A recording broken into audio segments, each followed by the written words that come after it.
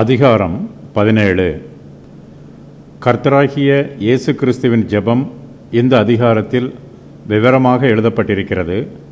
ஜெபம் பண்ணுவது என்பது இயேசு கிறிஸ்துவின் விசேஷித்த சுபாவம்.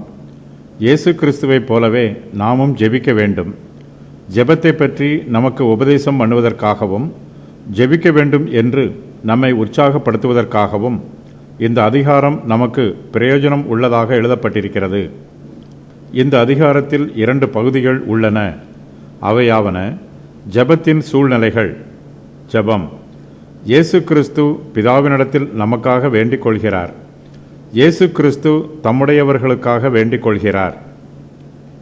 பிதாவானவர் தமக்கு தந்தவர்களுக்காக இயேசு கிறிஸ்து வேண்டிக் கொள்கிற பொதுவான ஜெபம். அவர்களுக்காக இயேசு கிறிஸ்து வேண்டிக் கொள்கிற விசேஷித்த ஜெபம். தம்முடையவர்களை தீமை நின்று காக்கும்படி இயேசு கிறிஸ்து பிதாவிடம் வேண்டிக் கொள்கிறார். சீஷர்கள் சத்தியத்தினாலே பரிசுத்தமாக்கப்பட்டவர்களாக வேண்டும். சீஷர்கள் ஒன்றாய் இருக்க வேண்டும். சீஷர்கள் மகிமை அடைய வேண்டும்.